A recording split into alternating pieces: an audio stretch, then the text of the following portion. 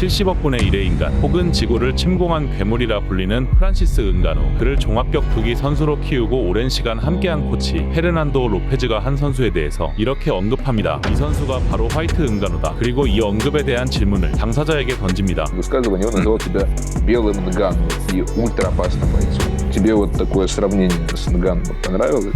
Да, я думаю, нет.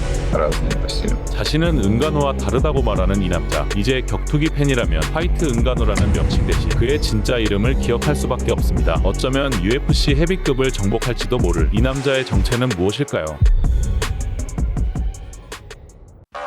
2018년 7월 상대를 모두 한 방에 보내버리는 걸로 정평이 난 UFC 최고의 헤비급 하드펀처가 만나게 됩니다. 바로 프란시스 은가노와 데릭 루이스의 경기. 하지만 두 선수는 서로의 파워를 심하게 경계했고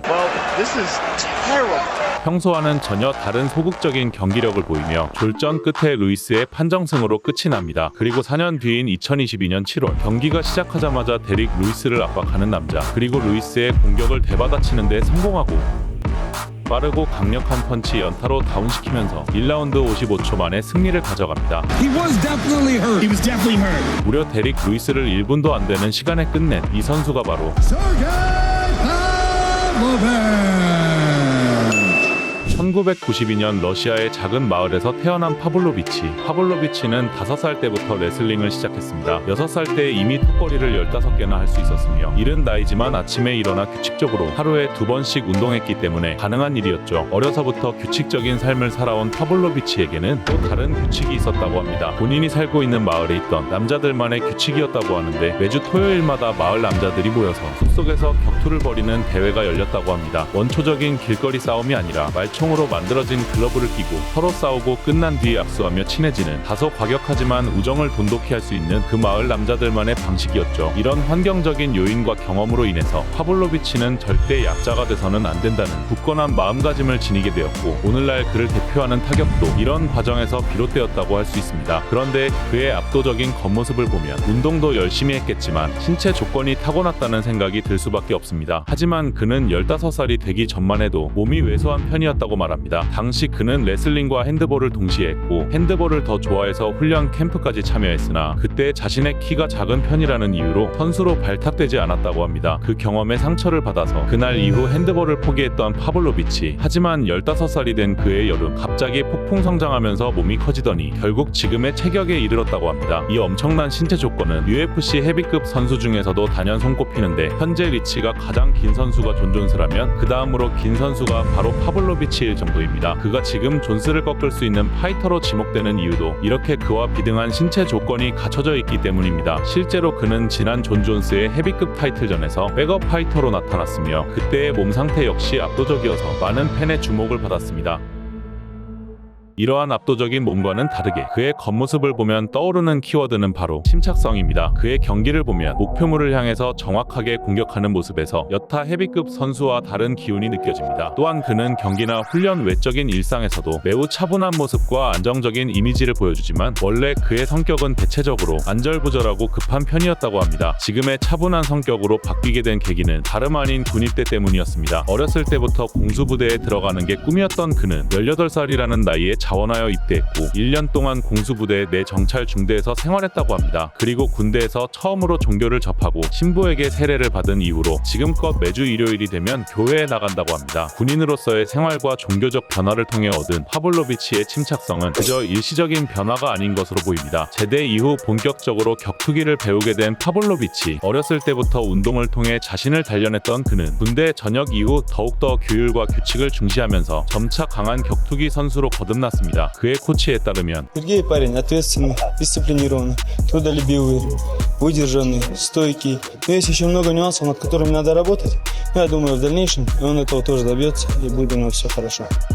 У этого парня очень большое желание достичь больших результатов, каких-то целей. 최고의 격투기 선수가 되겠다는 목표 하나만 바라보며 달려가는 파블로비치. 그야말로 운동밖에 모르는 그의 모습은 결코 보여주기식이라고 말할 수 없습니다. 일례로 그는 한 인터뷰에서 결혼에 관해 생각을 밝힌 적이 있습니다. Я пока холост, о семье еще пока рано думать.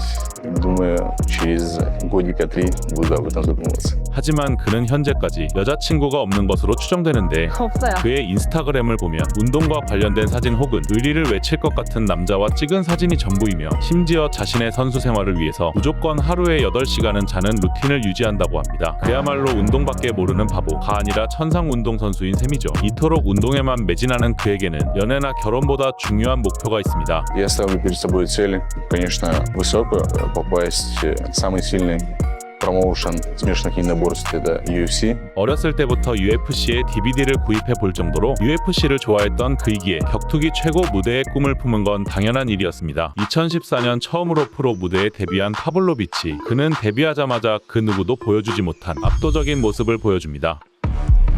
2015년까지 6번의 경기에서 1라운드 KO라는 충격적인 퍼포먼스를 선보였고 그 경기 시간을 모두 합쳐도 10분이 되지 않았습니다. 상대를 단번에 기절시킬 정도로 펀치 한 방의 위력도 엄청나지만 상대가 잠깐이라도 주춤하는 모습을 보이면 그 기회를 놓치지 않고 펀치 연타로 마무리 지으며 자신의 실력을 확실하게 보여줍니다. 그는 마치 당연하다는 듯이 러시아 격투기 무대에서 챔피언 자리를 차지했는데 단 한 번의 패배를 허용하지 않은 채 12승 무패라는 전적을 기록했습니다. 프로 데뷔 후 4년 만에 그는 러시아 헤비급을 대표하는 파이터로 떠올랐고 심지어 그가 예전부터 우상으로 생각하던 동시에 격투기 역사를 통틀어 헤비급의 전설이라고 할 수 있는 에밀리아넨코 효도르에게 극찬받기도 합니다. За Сергеем я давно слежу, мне очень интересно.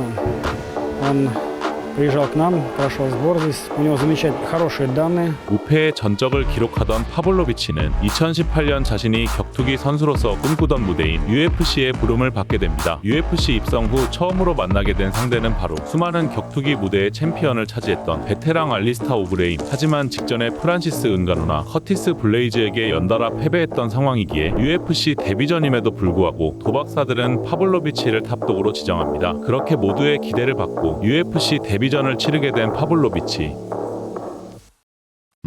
파블로비치는 펀치 공격을 성사시키거나 레슬링 공격을 시도하면서 오브레임에게 기회를 엿보았습니다. 그러나 이때 파블로비치는 더 이상 공격할 에너지가 없다는 걸 느낍니다. 오브레임이 클린치 이후 그를 눕혀버리자 파블로비치는 일어날 힘조차 없는 상황을 맞게 됩니다. 결국 오브레임이 기회를 엿보다가 강력한 파운딩을 꽂아버리면서 UFC에서의 첫 패배인 동시에 그의 격투기 커리어에서의 첫 패배.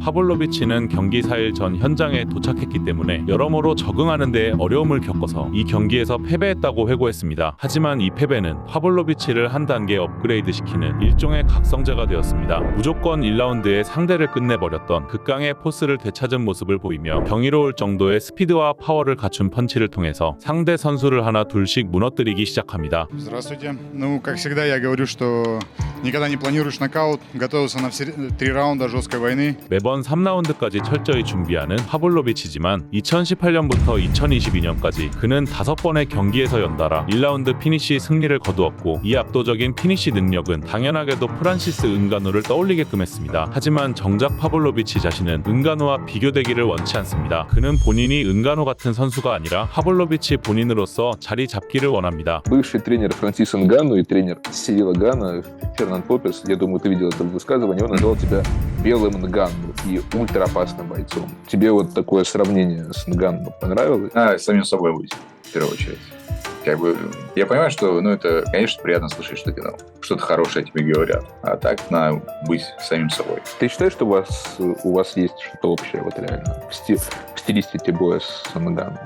Да, я думаю, нет, разные по стилю. Скажем так, у него габариты другие, он чуть работает по прямолинейней, скажем так. Он знает, что в его кулаках там безумная мощь, и ему только надо попасть, без разницы. 목표를 향해서 우직한 한 방을 노리는 게 은가노의 파이팅 스타일이라면 파블로비치는 위협적이지만 정확하게 목표물을 점차 잠식시키는 스타일을 보여줍니다.